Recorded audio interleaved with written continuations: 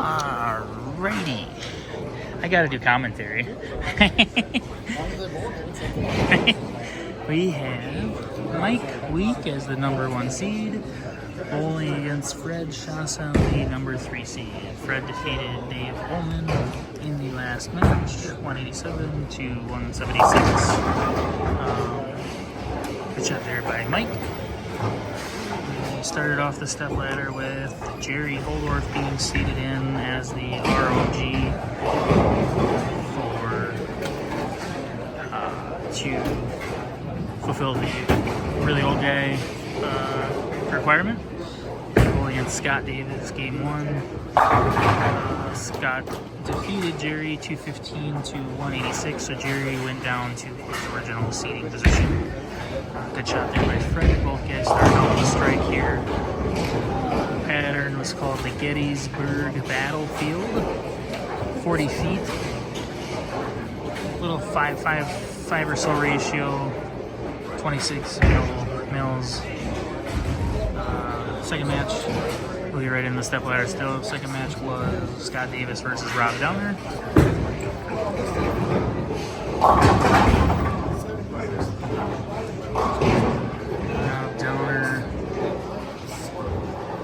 Rob Downer defeated Scott Davis 218 to 190. Next match, quarterfinal match, was Fred Schossow bowling against Rob Downer. Fred won 248 to 201. And then in the semifinal match, like I said before, was Dave Ullman versus Fred. And Fred came out with the win there, 187 to 176. And here we are in the championship match with Fred, the #3 seed, and Mike Week, the #1 seed.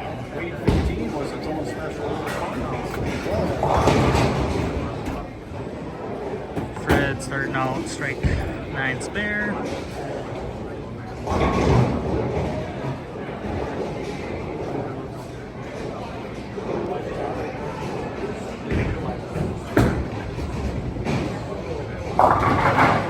Six count there for Mike. Doesn't hurt if he picks up the spare.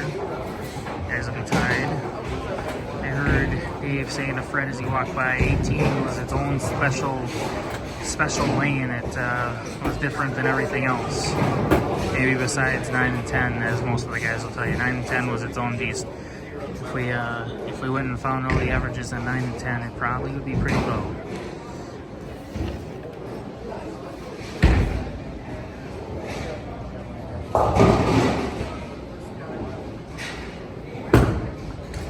We had 48 bowlers out here today in Rochester at Colonial Lanes. Bunch of new bowlers. We had quite a few more new memberships today. Bunch of I was told more locals came today, which was great.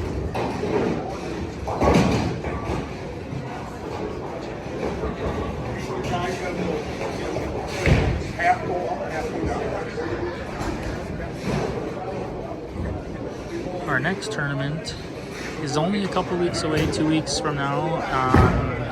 I believe it's November 12th. Mike went a little high there. Got away with not leaving the 4-6.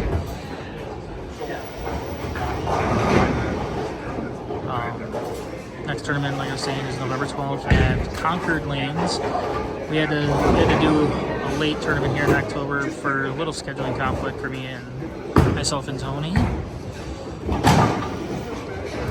Got that just by the hair of his teeth there. Scores were high, but spares were still a premium.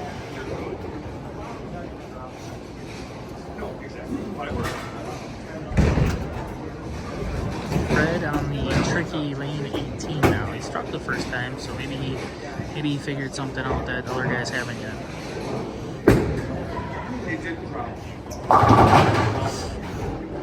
There it is. Little commentator first. I apologize, Fred. If you go back and watch this. 4-9.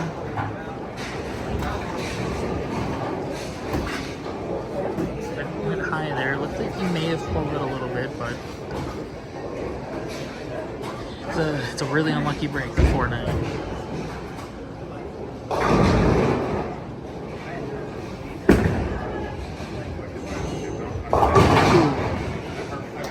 Very close. Alright, well, gotta get a double back here.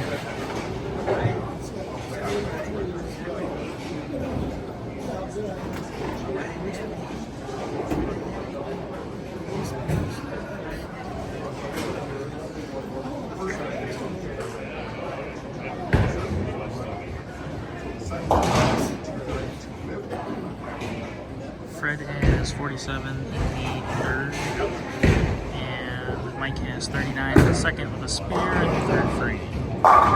Good shot, good comeback by Fred.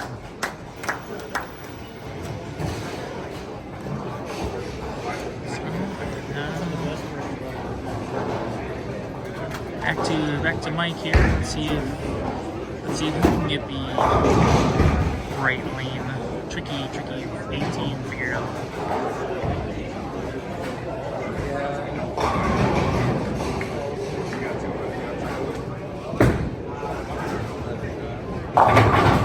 There he goes and carries a nice light one.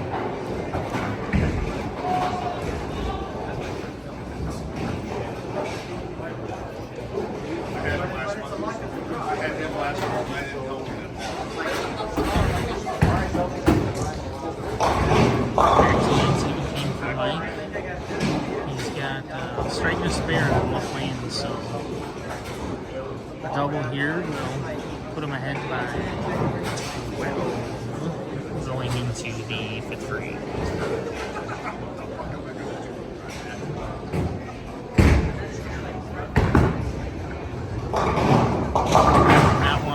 That one jumped on him. 4, 7, 10. Bad break there on the, not a bad break. Well, it looks like it jumped hard. He might have got it out early.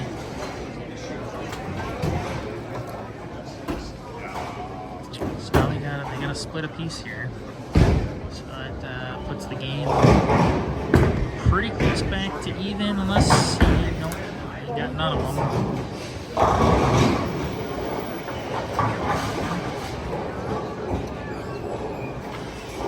Double here by Fred will put him ahead by 24.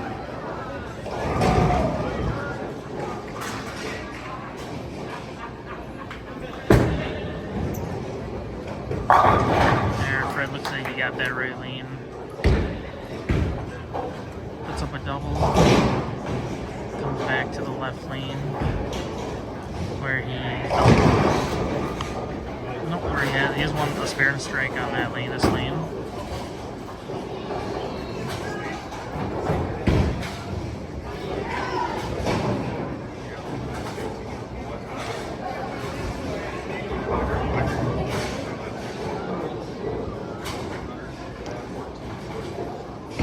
I do not have the stats in front of me, but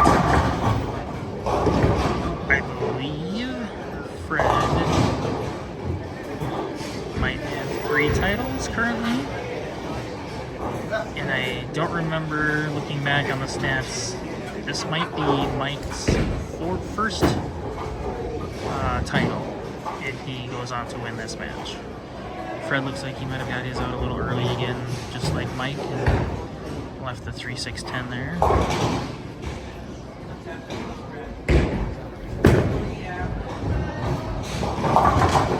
You can kind of see that on the video here. Even that spare ball is looking.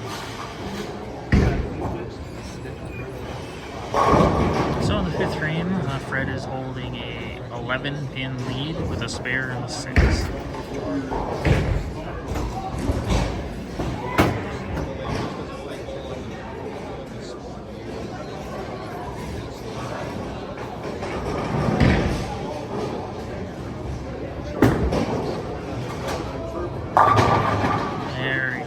Light hit there. Seems to be the way on lane 18 is to make sure you don't go necessarily too high flush. You want to kind of shoot those pins around a little bit.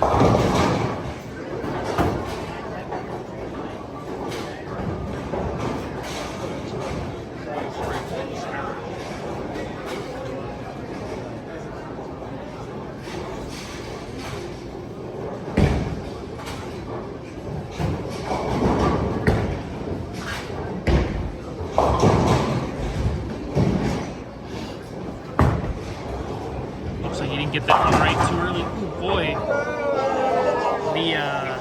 The 5, the 7, and the 10 may have went out last.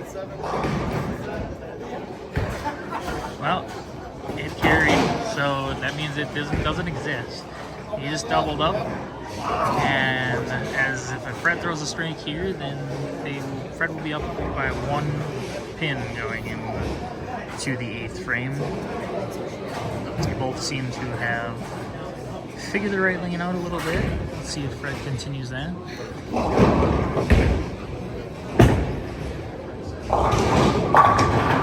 Oh, what a bad break. He threw a very good shot, but I think, like I said earlier, going high flush on that lane doesn't seem to be what they want. A little lighter hit, shoot the pins around, but it was a very good shot. He left the 9 pin, got punished for it.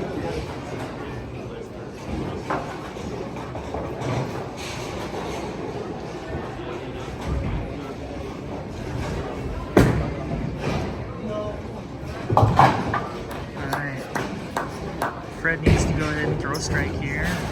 Keep himself in the game.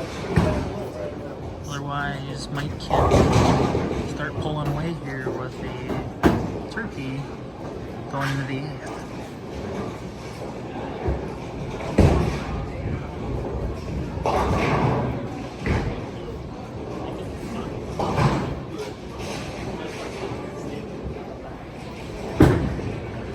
Looks a little better. Might have got it out early, got it out quick. And that thing jumped. 210. My least favorite spare in bowling. Besides, 210. 310. Still my least favorite spare in bowling. 3-6-10 is next.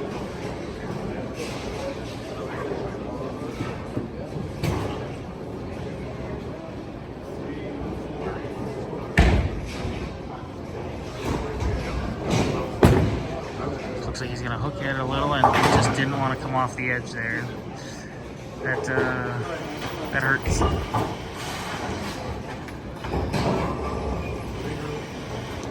Alrighty, well, Mike puts a strike up here, and he starts pulling away. Still close enough though that if anything happens in the 9th or 10th, the game could change back towards Fred's.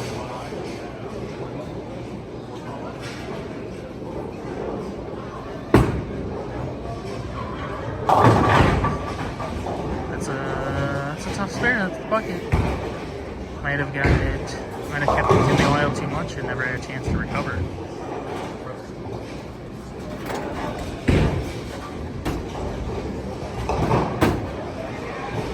Big spare here on lane 18 for Mike.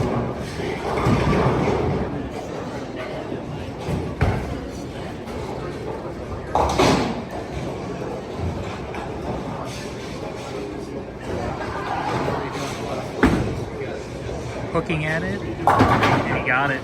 He looked a little worried, but he got it. So, 10-pin lead if Mike strikes here. Sounds like somebody's dying down the lanes over there. One of the kids down there.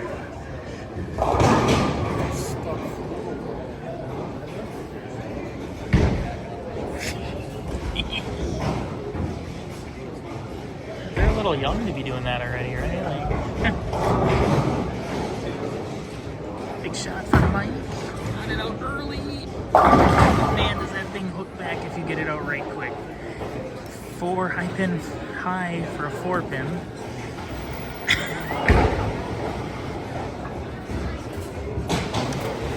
That Fred strikes out. Next, Fred goes the next forward. He will shut him out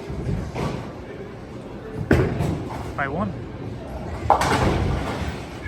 So it's all on Fred right now. Fred goes 4 to finish. He wins by 1, no matter what Mike does.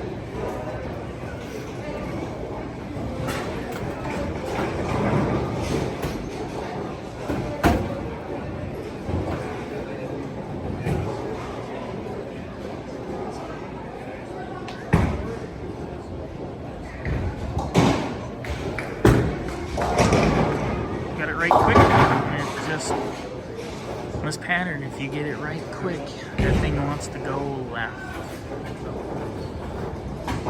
So now it goes back to Mike here.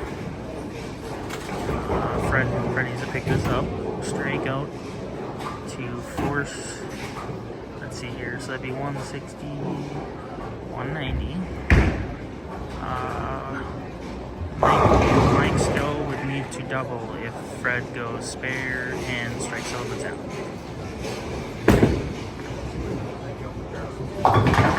He chopped. That's a big spare. So Mike needs a spare. Well, if Fred strikes out here. We'll see what Fred does here, and we'll get you a recap of what Mike needs.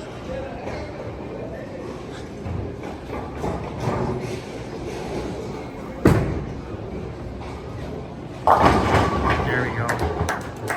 Good shot there on the left lane. Was the stat ladder definitely didn't portray how high scoring this pattern seemed to be. I'll have to look into the numbers and find out the field average here once I get back home. But there was a 300 today by Dana Wright in game 2. There was 290s, there was 280s. There was some high scores, and it seems late in the day here it's been a little more of a spare fest and grind. Fred 10 pin there, so he's gonna pick this. He'll pick this up here for 169. And as far as I can tell here, oh, sorry, 168.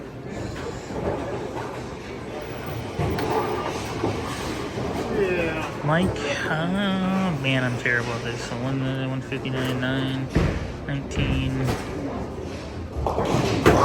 Mike basically just need pins here. 9 count, I believe will do it. 19, 50, 68, yeah. Any pins pretty much gives Mike the win. That's enough, yep. Mike wins. I believe this is his first night. I could be completely wrong. It'll be on Facebook, it'll be on YouTube, I'll tell you later. But Mike Week will defeat Fred Schossow with a final score of, let's see here, it'll be 176, potentially 186 here.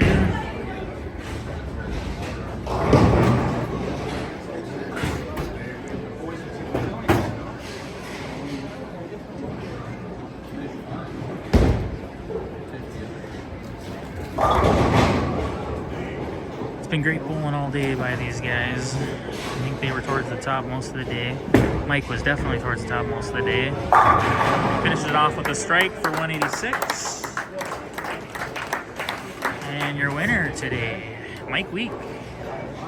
We will see you guys next month, 2 weeks from now, at Concord Lanes on November 12th. Thank you.